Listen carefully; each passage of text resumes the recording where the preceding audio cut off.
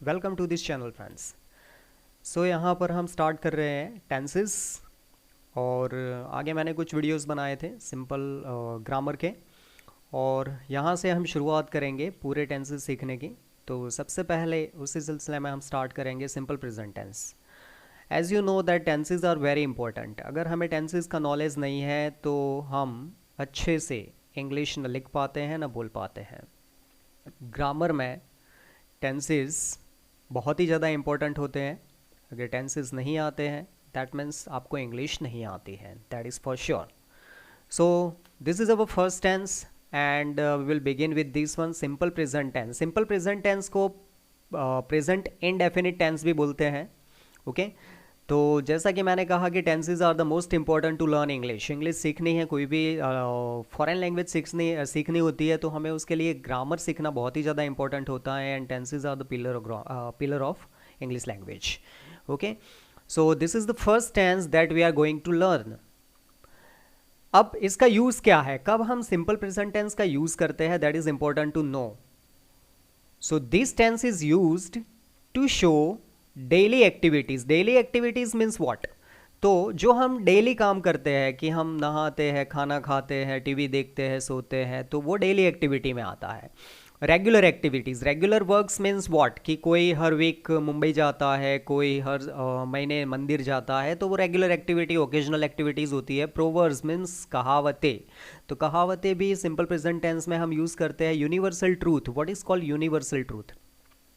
तो universal truth ये होते हैं कि सन है वो पूर्व में निकलता है, पृथ्वी है वो सूरज के आसपास घूमती है। तो ये यूनिवर्सल ट्रूथ है जिसको हम चेंज नहीं कर सकते कभी भी। तो ये सिंपल प्रेजेंट टेंस में हमेशा यूज़ होते हैं। इसके साथ साथ में जो न्यूज़पेपर के टॉपिक्स होते हैं, न्यूज़पेपर के हेडलाइंस होती है, वो सिंपल प्रेजेंट में आती है। साथ में कमेंट्री जब हम यूज़ करते हैं, बोलते हैं, तो वो सिंपल प्रेजेंट में जनरली हम यूज़ करते हैं। और ऐसे बहुत सारे टॉपिक्स हैं, जैसे कि आर्टिकल्स लिखते हैं, वो हम सिंपल प्रेजेंट टेंस में यूज़ करते हैं। फाइन। सो ये याद रखना इंपॉर्टेंट होता है कि कौन से किस टाइप के सेंटेंसेस में हमें सिंपल प्रेजेंट टेंस का यूज़ होता है। So words which are used in this tense, इस टेंस में जो वर्ड्स यूज होते हैं, देखो हर एक टेंस में कोई स्पेसिफिक वर्ड यूज होते हैं और वो वर्ड याद रखना बहुत ही ज़्यादा इंपॉर्टेंट होता है। तो कौन से वर्ड्स यूज होते हैं, तो याद रखना है डेली। फिर उसके बाद में डेली वर्ड यूज़ होता है। उसके बाद में every plus time. Every plus time का मीनिंग क्या होता है? तो एवरी के साथ में every day, every morning, every month, every Sunday, like that. तो हर एक एवरी के साथ में टाइम जो यूज़ होता है वो इस टेंस में यूज़ होता है। Generally, sometimes, always, often, etcetera. Okay तो ये जो जितने भी वर्ड्स हैं वो सिंपल प्रेजेंट टेंस में यूज़ होते हैं। इसमें से कुछ वर्ड सेंटेंस के एंड में यूज़ होते हैं और कुछ वर्ड्स होते हैं वो सब्जेक्ट के बाद यूज़ होते हैं। जब हम सेंटेंसेस देखेंगे तब आपको धीरे धीरे पता चल जाएगा। हम ये टेंस सीखेंगे टाइप्स ऑफ सेंटेंसेस के according. Types of sentences that means affirmative, negative, interrogative और WH with short answers, full answers किस तरह से देते हैं हम, तो सभी तरीके से हम देखेंगे, डिटेल में डिस्कस करेंगे। हर एक वीडियो मेरा होगा वो मोर देन 25 मिनट्स होगा, क्योंकि कोई भी टॉपिक सीखने में, चाहे वो इंग्लिश ग्रामर का हो, चाहे कोई भी टॉपिक हो, वो शॉर्ट टाइम में नहीं सीखा जाता है। अगर कोई कहते हैं कि ग्रामर बहुत ही इजीली, आसानी से, कम समय में सीखी जाती है, तो that is wrong. You have to give your time to learn any topic. So be ready for this one and you have to give your time to learn topics. So let us begin with affirmative sentences. So this is our affirmative structure. देखो हर एक sentences के structures होते हैं और वो structure याद रखना बहुत ही important होता है। ठीक है, अगर हमें structure याद है तो हम sentences को अच्छे से लिख पाते हैं और बोल भी पाते हैं। तो यहाँ पर एफर्मेटिव सेंटेंस का स्ट्रक्चर है सिंपल प्रेजेंट का। सब्जेक्ट सबसे पहले, हर एक एफर्मेटिव में सबसे पहले सब्जेक्ट आता है और सब्जेक्ट के बाद में अगर हेल्पिंग वर्ब है, हेल्पिंग वर्ब यूज़ होता है तो हेल्पिंग वर्ब आता है, और हेल्पिंग वर्ब यूज़ नहीं होता है तो वर्ब यूज़ होता है। ये याद रखना है, सब्जेक्ट, वर्ब, ऑब्जेक्ट, ये एक स्ट्रक्चर है इंग्लिश लैंग्वेज का। हमारी जो लोकल लैंग्वेज होती है, मदर टंग्स होती है, उसमें हम सब्जेक्ट, ऑब्जेक्ट, वर्ब यूज़ करते हैं, लेकिन इंग्लिश में सब्जेक्ट के बाद में वर्ब यूज़ होता है। ओके। और अगर हेल्पिंग वर्ब होता है तो हेल्पिंग वर्ब सब्जेक्ट के बाद में आता है, फिर वर्ब आता है। अब वर्ब 3 टाइप के होते हैं, first verb, second verb, third verb. 4 type के भी होते हैं, दैट मीन्स कि आईएनजी वर्ब, उसको हम 4 टाइप ऑफ वर्ब बोलते हैं। तो इसमें फर्स्ट वर्ब यूज़ होता है, उसके बाद में ऑब्जेक्ट यूज़ होता है, ठीक है। वर्ब के बाद में ही ऑब्जेक्ट यूज़ होता है, ये याद रखना है। अगर आपको स्ट्रक्चर पता है तो सेंटेंसेस गलत तरीके से फ्रेम कभी नहीं होगा। उसके बाद में अदर वर्ड्स यूज़ होते हैं, और अदर वर्ड्स के बाद में टाइम वर्ड यूज़ होता है। अब जरा टाइम वर्ड के बारे में मैंने आपको बता दिया कि वो कभी कभी सब्जेक्ट के बाद में भी आता है एफर्मेटिव में, ठीक है। अब दूसरी इंपॉर्टेंट चीज़ ये कि ऑब्जेक्ट और अदर वर्ड्स है वो ज़रूरी नहीं है कि हर एक सेंटेंस में यूज़ हो, कभी कभी नहीं भी यूज़ होते हैं, बिना उसके भी सेंटेंस कंप्लीट होता है। मेन चीज़ होती है सेंटेंस को बनाने में सब्जेक्ट और ऑब्जेक्ट, सब्जेक्ट और वर्ब, ये दोनों इंपॉर्टेंट है, इन दोनों से सेंटेंस कंप्लीट हो सकता है, ठीक है। अब यहाँ पर थोड़ा सा कन्फ्यूजन ये होता है हमेशा कुछ लोगों को कि फर्स्ट वर्ब तो यूज़ होता है, लेकिन किसके साथ में? तो देखो ये है आई, वी, यू, दे, ये क्या है? प्रोनाउन है, ठीक है। आई फर्स्ट पर्सन है, वी फर्स्ट पर्सन प्लूरल है, you first person, sorry we, you second person है, सिंगुलर प्लूरल दोनों एक रहते हैं, और दे जो है वो प्लूरल है थर्ड पर्सन का। इसके साथ में हमेशा मेन वर्ब यूज होता है, दैट मीन्स कि यहाँ पर मैंने एक एग्जाम्पल लिखा है राइट, तो राइट मेन वर्ब है, ठीक है। तो ये सब्जेक्ट के साथ में इस तरह का वर्ब यूज होता है। और ही, शी, इट, ये थर्ड पर्सन सिंगुलर है। और नेम, नेम मतलब किसी व्यक्ति का सिंगुलर नाम, राम, सीमा, उस तरीके से। तो उसके साथ में जब एफर्मेटिव में वर्ब यूज होगा तो वर्ब को क्या लगेगा? एस लगेगा, या ईएस लगेगा, या आईईएस लगेगा, या वीईएस लगेगा। अब ये 4 क्यों लगेगा भाई, सिर्फ एस क्यों नहीं लगेगा? तो अकॉर्डिंग टू द वर्ब, अगर पीछे ई है तो सिर्फ एस लगता है, अगर वाई है पीछे और उसके आगे कॉन्सोनेंट, जैसे कि टी कॉन्सोनेंट है, वोवेल और कॉन्सोनेंट्स होते हैं, तो फिर वाई निकल के आईईएस लगता है, पीछे अगर एफ होता है तो वीईएस लगता है। जैसे कि आपने सिंगुलर और प्लूरल के बारे में पढ़ा होगा, तो उसमें जो रूल्स है, जो नाउन का प्लूरल चेंज होता है उसी के अकॉर्डिंग ये चेंज होता है। तो ओवरऑल आपको ये याद रखना है कि आई, वी, यू, दे के साथ में सिर्फ वर्ब यूज़ होता है, एस ई एस नहीं लगता है, और ही, शी, इट और सिंगुलर नेम के साथ में वर्ब को एस ई एस लगता है, जैसे कि यहाँ पर मैंने लिखा है राइट्स, ठीक है। अब हम यहाँ पर एग्जाम्पल स्टार्ट करेंगे, तो एग्जाम्पल मैं यहाँ पर हिंदी में बोलूँगा और उसका इंग्लिश ट्रांसलेशन हम लिखेंगे। अगर आप प्रैक्टिस करना चाहते हो तो आप खुद वीडियो पॉज करके पहले इंग्लिश सेंटेंस लिख सकते हो और यहाँ पर आपके सेंटेंस को कंपेयर कर सकते हो कि आपने करेक्ट सेंटेंस लिखा है कि नहीं लिखा है। फाइन, तो यहाँ पर हम एग्जाम्पल लिखेंगे। हमारा फर्स्ट एग्जाम्पल है, मैं हर महीने पत्र लिखता हूँ। दिस इज सिंपल एग्जाम्पल, ठीक है। ये एफर्मेटिव का सिंपल प्रेजेंट टेंस का एग्जाम्पल है, लिखता हूँ। देखो हर एक टेंसेस के अलग अलग वर्ब होते हैं, हिंदी में अगर ट्रांसलेट करते हैं, जैसे सिंपल प्रेजेंट में होता है लिखता हूँ, खाते हैं, खिलते हैं, ओके, जाता है, ऐसे ये याद रखने हैं। तो सबसे पहले आएगा सब्जेक्ट, तो यहाँ पर सब्जेक्ट है आई। आई के बाद में स्ट्रक्चर याद है तो आप गलती नहीं करोगे। ज़्यादातर लोग यहाँ पर क्या गलती करते हैं मैं आपको एक चीज़ बताऊंगा। तो यहाँ पर अकॉर्डिंग टू द स्ट्रक्चर क्या आएगा? सबसे पहले फर्स्ट वर्ब, तो फर्स्ट वर्ब सब्जेक्ट के बाद में फर्स्ट वर्ब, तो लिखता हूँ ये हमारा वर्ब है। आइडेंटिफाई करना बहुत ही इंपॉर्टेंट है। तो ये हमारा वर्ब हो गया फर्स्ट वर्ब। तो राइट लिखना है, और राइट के बाद में हम एस ई एस देखना है कि एस ई एस लगेगा कि नहीं लगेगा। तो यहाँ नहीं लगेगा, क्यों? क्योंकि यहाँ पर सब्जेक्ट आई है, ठीक है। तो यहाँ पर हमने लिख दिया वर्ब। अब वर्ब के बाद में ऑब्जेक्ट है। अब सेंटेंस में ऑब्जेक्ट कैसे मिलता है, this is important to understand.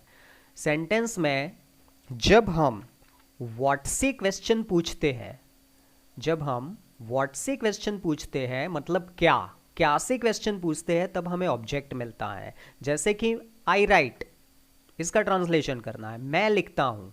क्या लिखता हूँ? तो हिंदी सेंटेंस क्या बोला हमने?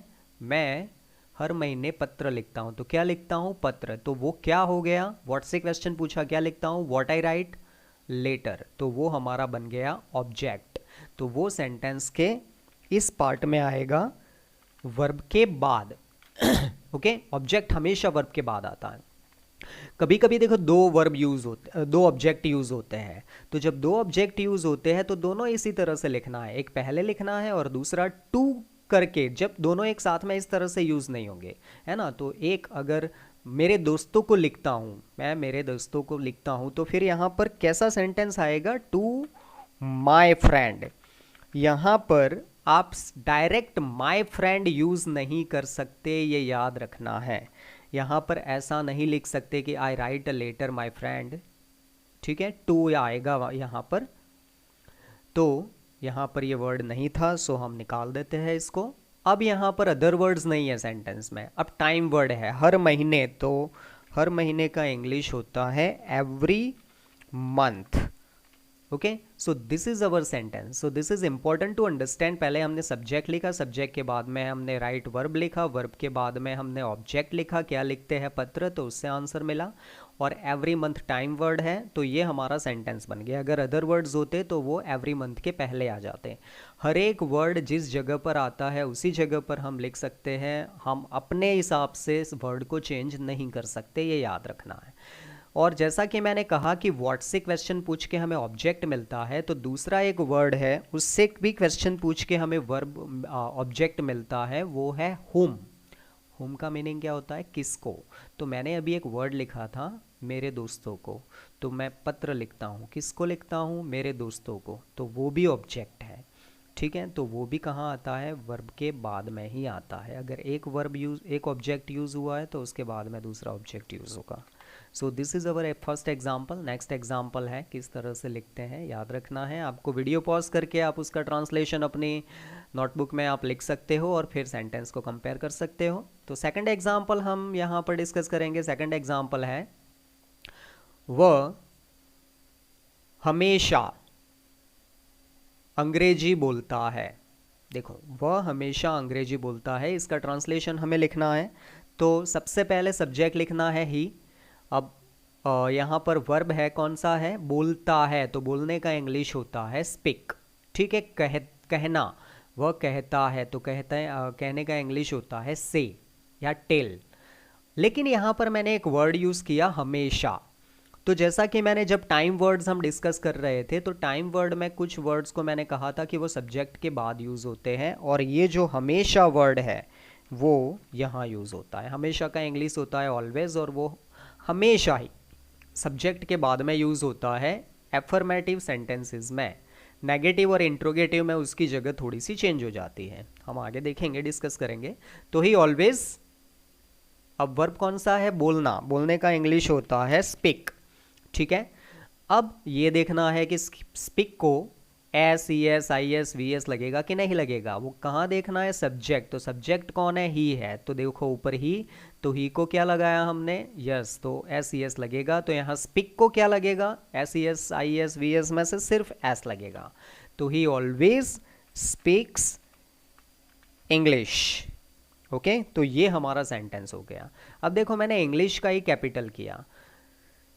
लैंग्वेज में बहुत सारी चीज़ें इंपॉर्टेंट होती है, जैसा कि देखो आई, आई कहाँ पर भी सिर्फ सिंपल आई, आई मतलब मैं, वो सेंटेंस के बीच में हो या कहीं पर भी हो, वो हमेशा कैपिटल में आएगा, ठीक है। जब कोई भी सेंटेंस की शुरुआत करते हैं तो सबसे पहला अल्फ़ाबेट जो लेटर होता है, उसको लेटर भी बोलते हैं, सबसे पहला जो लेटर होता है वो कैपिटल आता है, और बीच में कोई कैपिटल नहीं करना, सिवाय कि कोई नाम हो, कोई व्यक्ति का नाम हो, कोई लैंग्वेज का नेम हो, कोई प्लेस का नेम हो, उसका पहला लेटर कैपिटल होगा। अदरवाइज बाकी कुछ भी कैपिटल नहीं करना है। और पीछे फुल स्टॉप, क्वेश्चन मार्क, जैसा भी पीछे पंक्चुएशन मार्क्स आते हैं वैसे आपको करने हैं, तभी ग्रामेटिकली ये सेंटेंस करेक्ट माने जाते हैं, ठीक है। तो he always speaks English, this is our sentence, fine. तो इस तरह से सेंटेंसेस हम यूज़ करते हैं अफर्मेटिव सेंटेंसेस के स्ट्रक्चर के according. That is why it is important to remember structure. तो स्ट्रक्चर अगर आपको याद रहता है तो आप अच्छे से सेंटेंसेस लिख पाते हो। ऐसे बहुत सारे एग्जांपल्स है, तो आप खुद प्रैक्टिस कर सकते हो, क्योंकि प्रैक्टिस इज़ वेरी इंपॉर्टेंट। सिर्फ 2 एग्जाम्पल सीखने से आपको टेंस नहीं आ जाता, कोई टॉपिक नहीं आ जाता। इस तरीके से खुद एग्जाम्पल बनाओ, Hindi to English, English to Hindi, and you can just carry on practice so that you can improve your this topic. Now let us move to negative structure and discuss those sentences. Now you can see here negative structure. तो negative structure में सबसे पहले देखो, negative में affirmative में दोनों के पहला जो होता है वर्ड वो सब्जेक्ट होता है। अब यहाँ पर यूज़ हो रहा है डू डज। नेगेटिव में सिंपल प्रेजेंट टेंस में डू डज यूज़ होता है, और किसी टेंस में डू डज यूज़ नहीं होता है। हर एक में अलग अलग हेल्पिंग वर्ब यूज़ होते हैं, ठीक है। नेगेटिव में हमेशा हेल्पिंग वर्ब आता ही है, याद रखना है। तो डू डज आएगा, डू डज के बाद में नॉट आएगा, नॉट के बाद में फर्स्ट वर्ब, फर्स्ट वर्ब के बाद में object, other words, time words. ये पूरा वर्ब के बाद में पीछे का जो होता है वो हर एक टेंस के स्ट्रक्चर में एक जैसा ही है, तो ये आपको रट लेना है। जैसा कि मैंने कहा कि ऑब्जेक्ट अदर वर्ड्स जरूरी नहीं है कि सेंटेंस में आए, ठीक है। तो अब एक और इंपॉर्टेंट चीज, फर्स्ट वर्ब। देखो यहां पर मैंने कहीं पर भी ये नहीं लिखा है कि वर्ब को एस ई एस लगेगा, क्योंकि नहीं लगेगा। सिर्फ और सिर्फ एफर्मेटिव में सेंटेंस के साथ में वर्ब को एस ई एस लगता है ही शी इट के साथ में, सिर्फ और सिर्फ एफर्मेटिव में। नेगेटिव, इंट्रोगेटिव, डब्ल्यू एच में वर्ब को एस ई एस नहीं लगेगा। अब यहाँ पर हेल्पिंग वर्ब है डू और डज, तो ये जानना इंपॉर्टेंट होता है कि डू किसके साथ में आता है, कौन से सब्जेक्ट्स के साथ में। तो यहाँ पर देखो मैंने लिखा हुआ है आई, वी, यू, दे और plural names. Plural names means boys, people, students, man, MEN man, तो इन सब के साथ में डू यूज होता है, ठीक है। ये याद रखना इंपॉर्टेंट है। और does, he, she, it means third person singular, ये थर्ड पर्सन है ना, थर्ड पर्सन सिंगुलर के साथ में। और singular names, singular name means किस टाइप के, तो किसी व्यक्ति का नाम, राम, मीना, लाइक दैट, तो उनके साथ में डज यूज होता है, ओके। तो नेगेटिव, इंट्रोगेटिव और WH तीनों में डू डज यूज होता है सिंपल प्रेजेंट टेंस के सेंटेंसेस में। ये एफर्मेटिव में यूज नहीं होता है, ये याद रखना है। अब हम एग्जांपल डिस्कस करेंगे। तो फर्स्ट एग्जांपल है, एग्जांपल किस तरह से बनते हैं, जैसे एफर्मेटिव हम एग्जांपल देखें वैसे ही बनते हैं, सिर्फ इसमें नहीं आ जाता है, ठीक है। तो एक एग्जांपल है, हम हर रविवार मंदिर नहीं जाते हैं। ये हमारा एग्जाम्पल है, हम हर रविवार मंदिर नहीं जाते हैं। तो आप खुद एग्जाम्पल लिख सकते हो। तो सबसे पहला है वी, तो हम। अब हम के साथ में क्या आएगा, नेगेटिव सेंटेंस हम लिख रहे हैं, तो डू या आएगा या डज आएगा। तो डू के साथ में क्या, यहाँ पर डू, वी के साथ में डू आएगा कि डज आएगा, तो डू आएगा जैसा कि ऊपर आपको दिख रहा है। फिर नेगेटिव सेंटेंस है तो हम नॉट लिखेंगे, याद रखना है। हेल्पिंग वर्ब के बाद ही नॉट आता है, वर्ब के बाद में नॉट नहीं आता है, ठीक है। अब यहाँ पर कौन सा वर्ब आएगा, मेन वर्ब आएगा। तो वर्ब कौन सा है, गो, जाना, जाने का इंग्लिश होता है गो। अब गो के बाद में टू टेम्पल, ठीक है।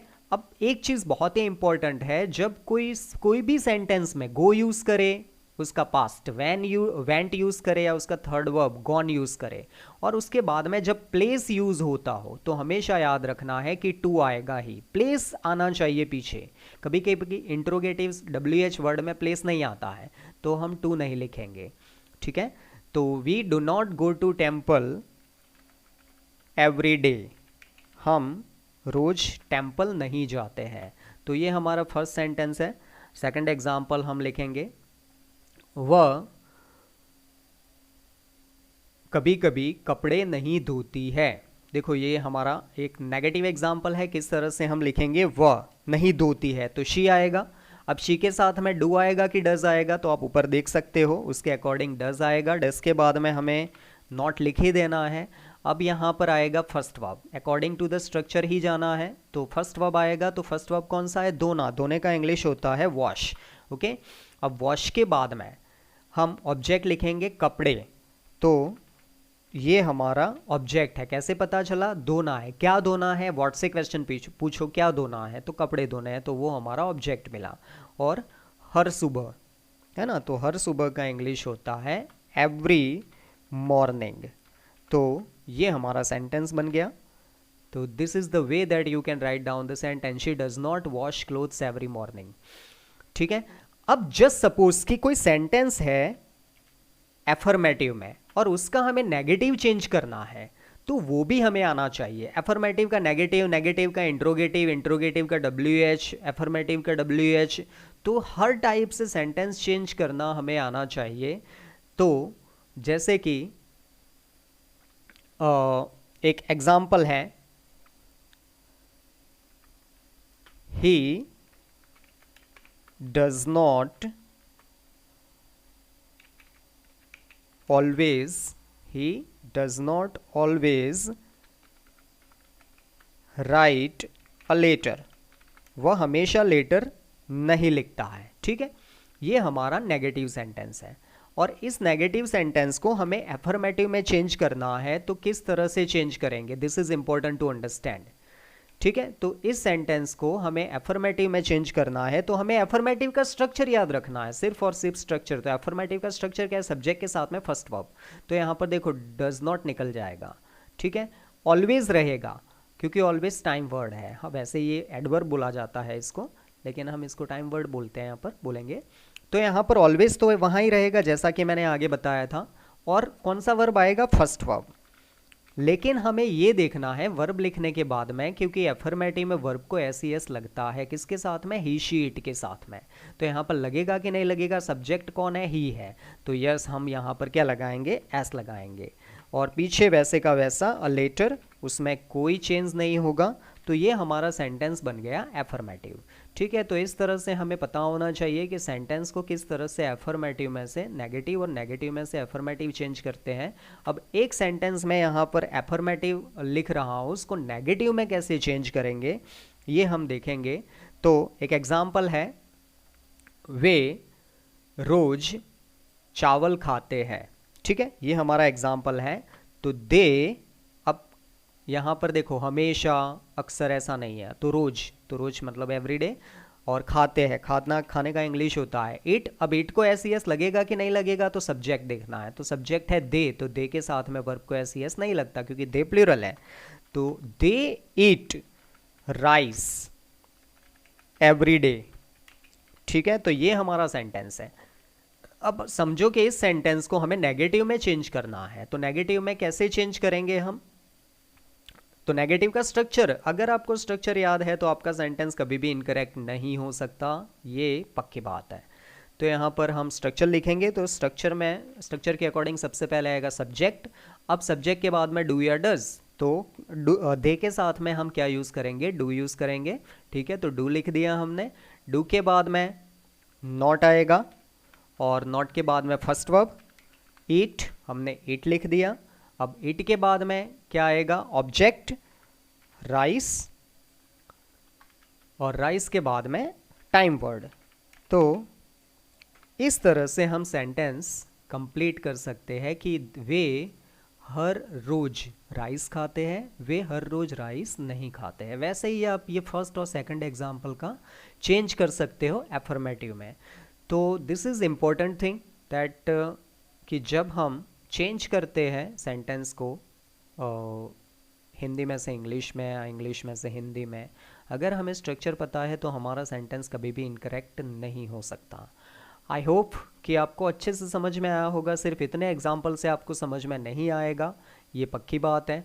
और क्योंकि ये फर्स्ट टेंस है इसीलिए ये थोड़ा सा बड़ा हो जाता है, इसीलिए इस टेंस को मैं 2 वीडियो में बनाऊंगा, कंस्ट्रक्ट करूंगा। और जो इंट्रोगेटिव और WH वर्ड्स है वो हम नेक्स्ट वीडियो में डिस्कस करेंगे।